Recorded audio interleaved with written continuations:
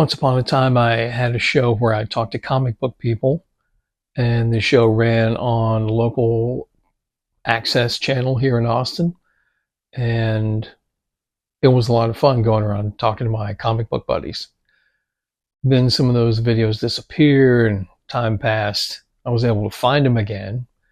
So what I've done is I've remastered them a little bit. So first up is Rus Sever. He's a very nice guy. He was inking a book that I did about a superhero lawyer. And I got the chance to talk to him when he came to Austin for a convention. So we recorded that probably 2012, 2013. Anyway, here's your time capsule back to when my hair was much, much smaller. When I called Rus Sever out of the blue after 10 years of not working for me, he was a little shocked. Well, I needed somebody who was a great inker to take over for me on my webcomic Side Chicks. The webcomic is about superpowered female bodyguards, but it's drawn in a realistic style with kind of realistic stories. You'll have a detective story, a crime story. Anyway, I needed somebody to come in and bail me out on deadlines. And Rus Sever is actually a better replacement for me than anybody I could think of. So when he was in town for the Wizard World show at Austin, I sat down with him to talk about what it's like to be a ghost and what it's like to work behind a drafting table. Let's start with what's the longest amount of time you ever stayed up to meet a deadline? I love that question. No problem. 24 hours straight. Oh, really? Started out like this, ended like this. So what project were you working on? Teen Titans. Yeah, is that one of the Teen Titans books you did at DC? That was actually the first one I did for DC. Yeah, I was checking, and you inked an issue of Gunfire. You kind of pitched in on an issue of Deathstroke. You did a few different things. How did that get started? Lucky, met the editor at Dallas Fantasy Fair. Yeah. 93. Yeah. Then saw him again at San Diego, 93 also. Yeah, so you showed up with just a great portfolio and started getting work, or how that happened? Basically, got some, it was like he liked the stuff that I had at Dallas. And then I got some more things of books that he actually done that were done, let's say, within the last year. Yeah. Of Teen Titans, and I did samples for those, and then it was like, okay. And then some dude was like, well, he couldn't do the issue. Yeah. Like, yeah. Hello? Yeah. Okay, well, actually, he actually got me he got me to do the annual for Deathstroke. Yeah. That was the, original job. Was like, okay, cool, we're going to do like a third of this annual, which is the first third. Yeah. And then it was like, dude can't do the, So your part of it just kept getting bigger and bigger. Right. It's like I need to have this done in like 2 weeks. I'm like, oh my God, dude. Yeah. I have no life for 2 weeks. Yes. Which is like awesome and terrible all at the same time. Yeah. And this was inking. Why don't you break down kind of exactly what an inker does and what their part in the process is? Oh, we trace. All right, man, I'm going to stab you in the neck for saying that. But, no, I got this portfolio review one time by Sam De La Rosa, and he said, it looks all wrong. I said, what do you mean? He said, make the wood look like wood, make the glass look like glass. Right. It's pretty simple, but, you try to, level things out in space and Right, give yeah. foreground, midground, background, and do that stuff. Well, he's right, and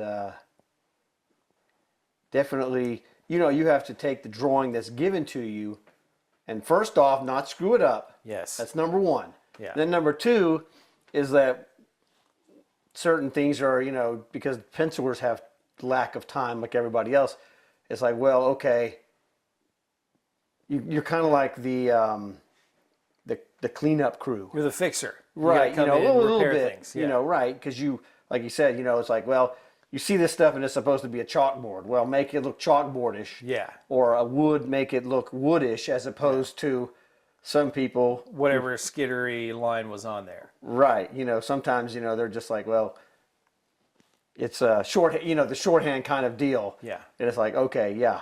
So try and make, the wood stuff would be like gnarly or not smooth. Yes. Okay, and the glass would be ruler freaking smooth. Yeah, exactly. The the edges. penciler can write in BWS for black with stars. Right. And then it's the inker's job to come along and fill it with black and then shoot stars across it and make it look good. Which, I hate to say this, but a lot of people do Photoshop on that now, where you do a full page of black with stars and then you copy it and paste it and you drop it in because everything's done digitally. It would go way faster. It's a lot faster if you don't have to cut masks off and spray stuff. I do everything the old way. Yeah. Because it looks good in your hands. You're like, oh, wow. Yeah. Well, that looks pretty good on the computer. Yeah. There's a lot of stuff that looks good on computer that just doesn't look good in person. Right. So, you... if it doesn't look good, you failed. Exactly. I mean, Yeah. in my opinion. Yeah. So you inked, an issue and a half of Titans. You inked some parts of books here and there, and then there was nothing. What happened to the work? Why did that stop? Do you know? I have no idea. And it was really weird because all the stuff I did was basically for that guy was all fill-in stuff. Dudes weren't making their deadlines or whatever. So I'm coming in and then, knocking it out, okay, and fixing the deadlines. It's like, to me, in my brain, was like, this guy is doing exactly, putting the schedule right where it needs to be with no regard for his own life for days or weeks at a time, It's like, I come in with this mess, give it to this dude, and it comes back and you're on time, blah, blah, blah. It's like, well, why wouldn't you just go, look, the next time you don't do a job, just later, I got this dude, he'll do it all. Yeah. Don't ask me. Yeah. Things happen internally at companies that, are just pretty hard to explain. So, that's cool. I believe that. There are people that have done some ghosting around the Houston area. I went down to Victoria and ghosted a little bit for Hazelwood. I know a couple of people that did that. Did you ever do any ghosting, just kind of filling in for other inkers and doing backgrounds and that kind of stuff? Yeah, well, I did, some of that for Sam, actually for several years. Yeah. I worked with him and, that was awesome. So you would have done backgrounds on like the Venom stuff? Firestorm, Venom, Spider-Man,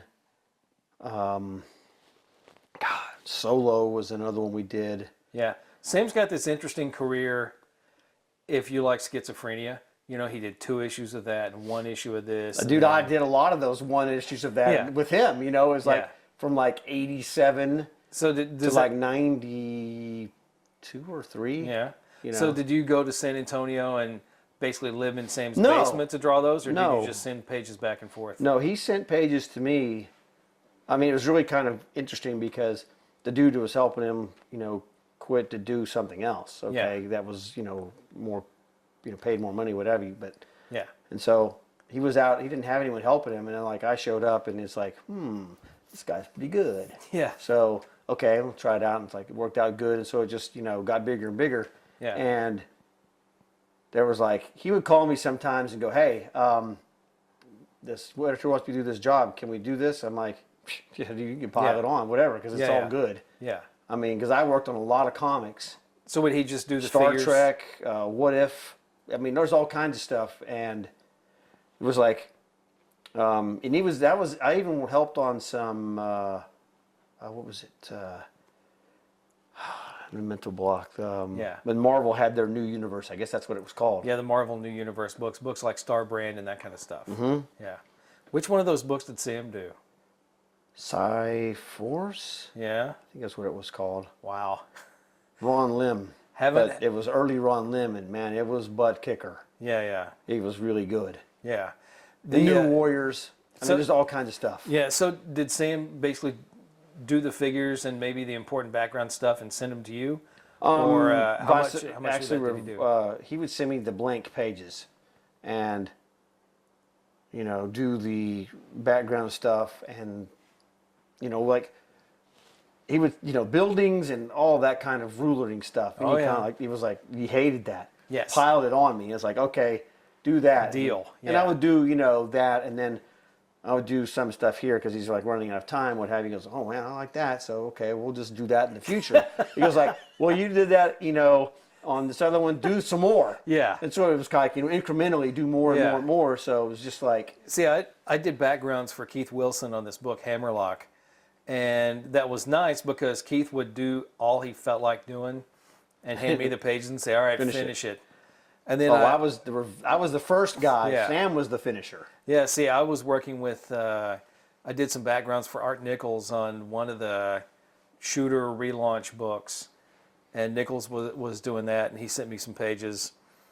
And I got the pages first. And, I would do the backgrounds, I'd do the boring stuff, and I got to the stuff where I wasn't sure if I was supposed to be doing it or not. And then I'd sent the pages back to Art, and he's like, no, you're supposed to be doing more of it. Like, oh, I was like, oh, can't you just draw the figures and send me the rest, and I'll take care of it from there? Because finish it is a clear, definitive job. And no, do as much as you're comfortable doing. My comfort zone was, way in the floor there. So I know what that's like. yeah, it's tough. But I went down to If we were more egotistical, it wouldn't be a problem. exactly. We'd Just do it like a maniac, and then there you go. We'd be pencilers. So I hopped on my motorcycle and rode down to Doug's place to help him out with one of the Superman books. I did what I thought was a pretty good job on backgrounds. And then Doug took the pages back to his drafting table, and he was doing stuff. I didn't hear anything from in there for a while. I went and peeked around the corner, and he went back, and he was basically fixing all the work that I just done. I was like, oh, killing me, dude. But his name's on it, so that's Well, that's yeah. that he's responsible for it. He's so responsible for responsible how it for the way looks. it looks. If it Yeah. looks good, he gets all the credit. If it looks bad, he gets all the blame. Yeah. So doing backgrounds for Sam, is that kind of how you got started? Kind of how you broke into doing comics in the day?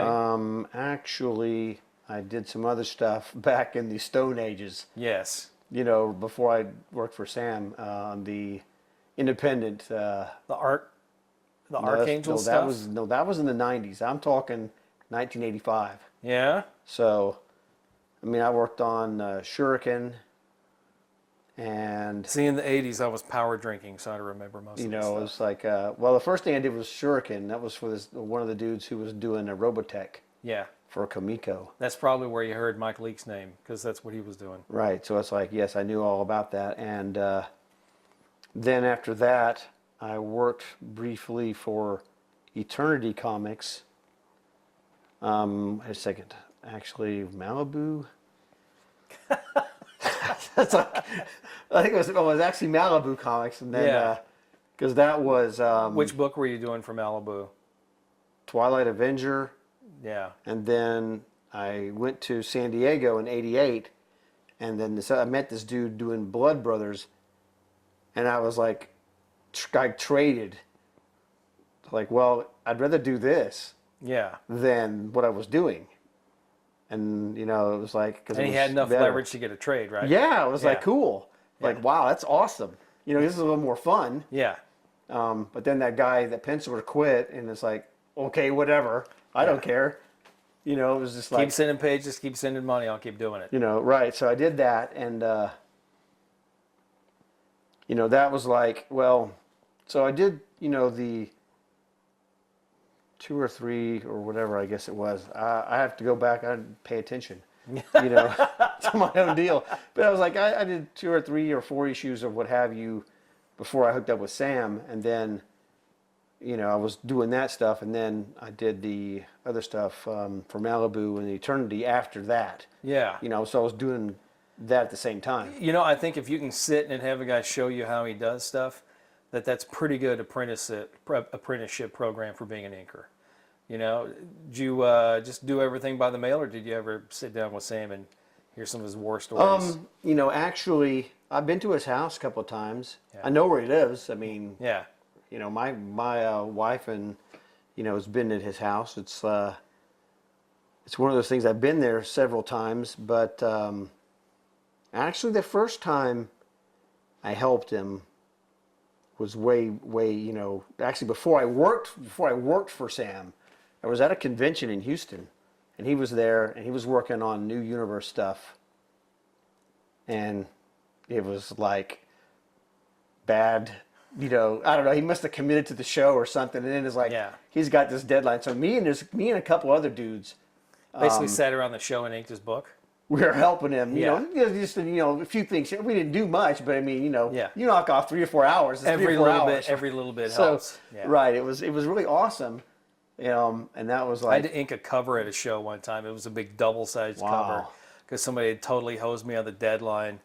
So I can't believe I'm taking artwork that actually has to get turned in. And I'm going to be inking in front of people, and I just really don't It's like like doing very scary. that. It's nerve-wracking because They're watching you. They're like the vultures are there. People are watching you, and it's not like those tables are carved in stone. You're basically on a rickety card table doing something that's got to be turned in for an Yes. audience. You're like, oh, But you're out there in Yeah. the pressure of the live performance. Yeah. So it's like it's a good time to not choke. right, Yeah. because there's the choke factor is there. You're going, dude, these people are watching me. If I screw this up, I'm going to look like a major league idiot. Oh yeah, eventually you get over that feel. Right, but it takes a while. Like I said, power drinking. How did I end up hiring you to work on one of the books for Lone Star Press? Because I don't remember. I know that. Let's see. I That's think the weird you part. were inking the Force 7 book over Brian Hagen, Yep, and total butt kicker. did a few issues of that, and that looked great. That was one of my favorite books, and I don't remember exactly. It's really a shocker because I was trying to think about this a couple weeks ago, not knowing that you're going to grill me on this, and I'm like, how did I do? I mean, I remember, the first time I helped Sam, Yeah. as you were just thinking, I was like, he didn't even know who I was, vice versa. It was like, it was just one of those. I'm with a bunch of dudes, and we're all kind of drafted. Yeah. We're just numbers in the jar drafted, local dorks. Sometimes So- that's enough. And it was cool, but Keith Wilson hired me because I'd proved I could finish something. I had some really terrible pages that I penciled and inked, and Keith saw those and he said, well, you know how to ruler, you know how to fill in something that's solid black. you're drafted. That's what I need. You're hired. So, yeah. Wow. So I was lucky. I got to do backgrounds on Chris Browse's pencils, which, it's good looking stuff. You're inking a little run for me on Side Chicks, the webcomic. You liking it so far? Having to step into my tiny little shoes? It's all good, man. I mean, just it's fun. I mean, it's the I know you haven't inked in a while.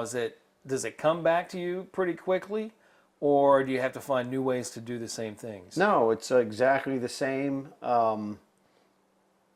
It's not that okay. I haven't inked in comics or what have you that you saw, but there are things that I have done. Yeah.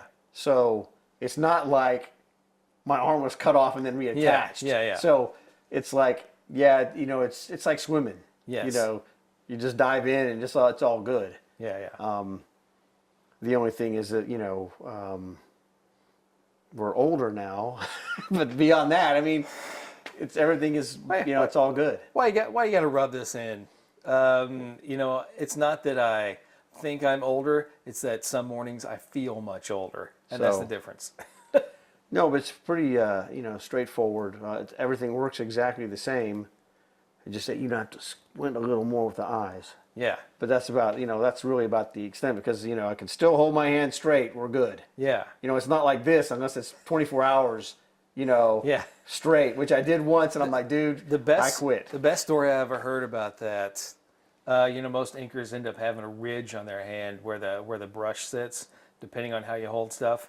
I talked with I guess, yeah, to get indentation. hold mine like a pen, and there's a ridge that forms there eventually. I was talking with John Dell at one point, and Dell told me that to meet a deadline, he basically taped the brush in his hand right. so he could keep working. Well, because my hand was like this, dude. It was like, it was bad. It was like, wow, I Yeah. don't have a problem. Yeah. I can hold my thing dead straight, and it's no problem. Yeah. But after 24 straight hours, which is Yeah. a shocker, I guess I'd never done it. I'd stayed up all night before. Yeah. Like, go to bed, Well, you 4, stay up 5, all 6 night, in the morning. drinking and chasing girls, but that's different from working, Well, no, I stayed up. I mean, one of the times that I was working on stuff for Sam, it was just like, I always, felt good after midnight. I don't know. I was always able to really work after midnight, just like any Things other get time. cool and quiet, and you can catch a second wind when it gets good and dark. I remember one time I was, but this was when I lived in my apartment. I was working on something. I mean, whatever, it didn't matter. But I was watching Green Acres on TBS, 3 or 4 in the morning, dude. I'm rocking. I'm like, okay, this is cool.